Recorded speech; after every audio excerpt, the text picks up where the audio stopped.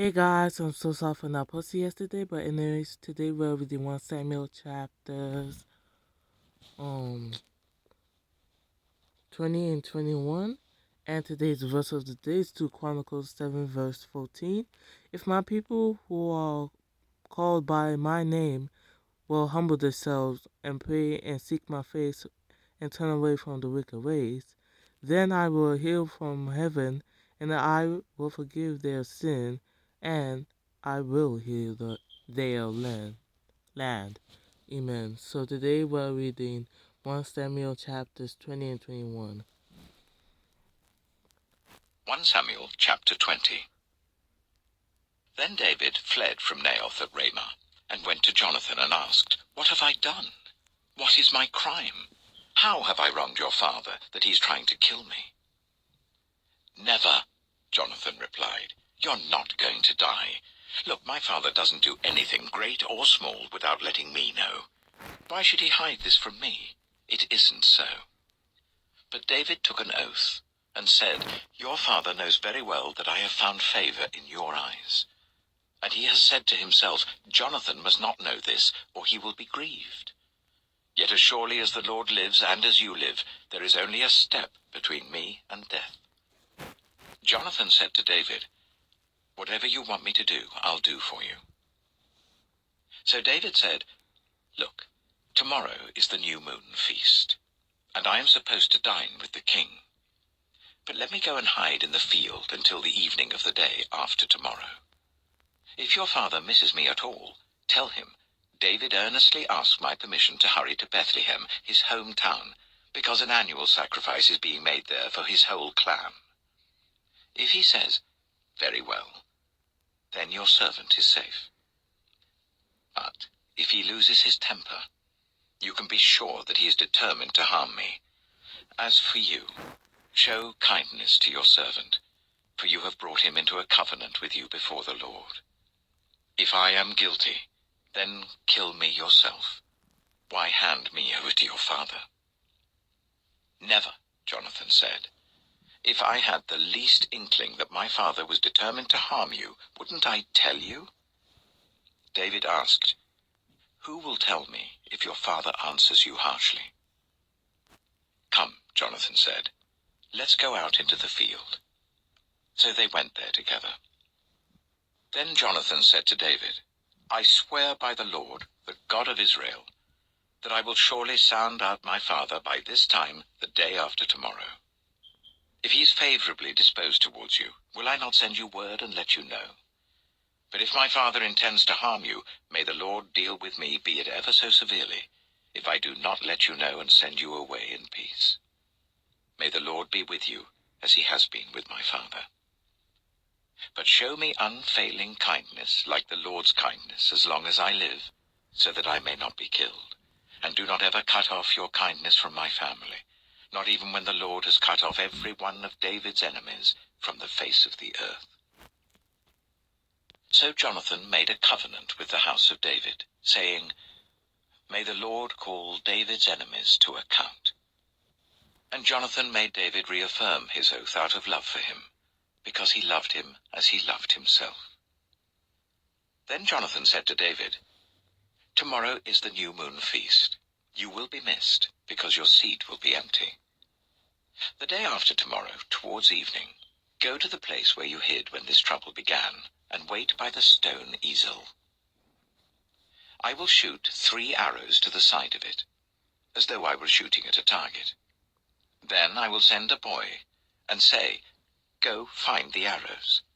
If I say to him, 'Look, the arrows are on this side of you, bring them here,' then come, because as surely as the Lord lives, you are safe, there is no danger.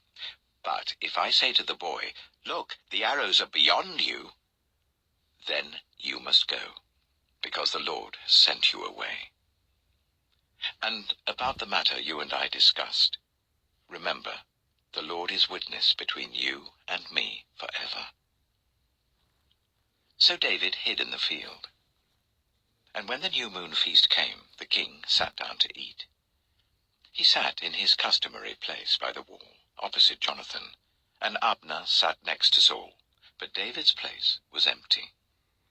Saul said nothing that day, for he thought something must have happened to David to make him ceremonially unclean.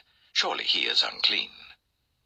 But the next day, the second day of the month, David's place was empty again.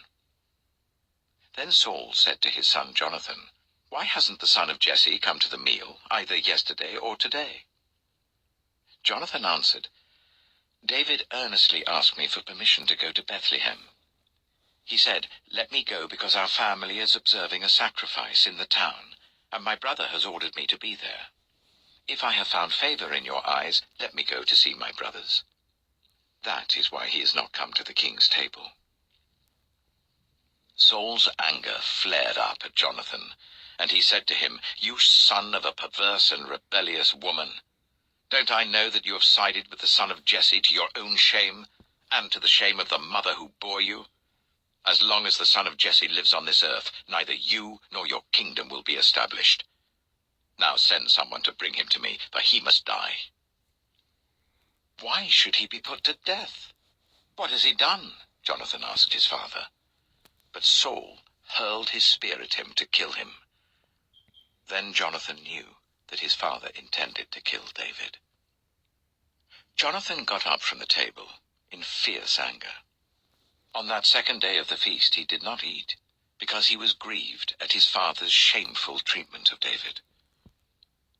In the morning, Jonathan went out to the field for his meeting with David. He had a small boy with him, and he said to the boy, "Run and find the arrows I shoot." As the boy ran, he shot an arrow beyond him. When the boy came to the place where Jonathan's arrow had fallen, Jonathan called out after him, "Isn't the arrow beyond you?" Then he shouted, "Hurry, go quickly, don't stop." The boy picked up the arrow and returned to his master. The boy knew nothing about all this, only Jonathan and David knew. Then Jonathan gave his weapons to the boy and said, "Go, carry them back to town." After the boy had gone, David got up from the south side of the stone and bowed down before Jonathan 3 times, with his face to the ground. Then they kissed each other and wept together. But David wept the most. Jonathan said to David, "Go in peace, for we have sworn friendship with each other in the name of the Lord, saying, 'The Lord is witness between you and me, and between your descendants and my descendants forever.'" Then David left, and Jonathan went back to the town. Amen. So that was 1 Samuel chapter 20, and we are going to read 1 Samuel chapter 21. 1 Samuel chapter 21. David went to Nob, to Ahimelech the priest. Ahimelech trembled when he met him and asked, "Why are you alone? Why is no one with you?" David answered Ahimelech the priest, "The king sent me on a mission and said to me, 'No one is to know anything about the mission I'm sending you on. As for my men, I've told them to meet me at a certain place. Now then, what have you to hand? Give me 5 loaves of bread, or whatever you can find.' But the priest answered David, 'I don't have any ordinary bread to hand. However, there is some consecrated bread here, provided the men have kept themselves from women.' David replied, 'Indeed, women have been kept from us, as usual whenever I set out. The men's bodies are holy even on missions that are not holy. How much more so today?' So the priest gave him the consecrated bread, since there was no bread there except the bread of the presence that had been removed from before the Lord and replaced by hot bread on the day it was taken away. Now one of Saul's servants was there that day, detained before the Lord. He was Doeg, the Edomite, Saul's chief shepherd. David asked Ahimelech, 'Don't you have a spear or sword here? I haven't brought my sword or any other weapon, because the king's mission was urgent.' The priest replied, 'The sword of Goliath the Philistine, whom you killed in the valley of Elah, is here. It is wrapped in a cloth behind the ephod. If you want it, take it. There is no sword here but that one.' David said, 'There is none like it. Give it to me.' That day David fled from Saul and went to Achish, king of Gath. But the servants of Achish said to him, "Isn't this David, the king of the land? Isn't he the one they sing about in their dances? Saul has slain his thousands, and David his tens of thousands." David took these words to heart, and was very much afraid of Achish, king of Gath. So he feigned insanity in their presence. And while he was in their hands, he acted like a madman, making marks on the doors of the gate and letting saliva run down his beard. Achish said to his servants, "Look at the man. He's insane. Why bring him to me? Am I so short of madmen that you have to bring this fellow here to carry on like this in front of me? Must this man come into my house?" Amen. So that's 1 Samuel chapters 20 and 21. And tomorrow we are going to read 1 Samuel chapter 22. I'm going to end the video off here, and you guys have a blessed night. Amen.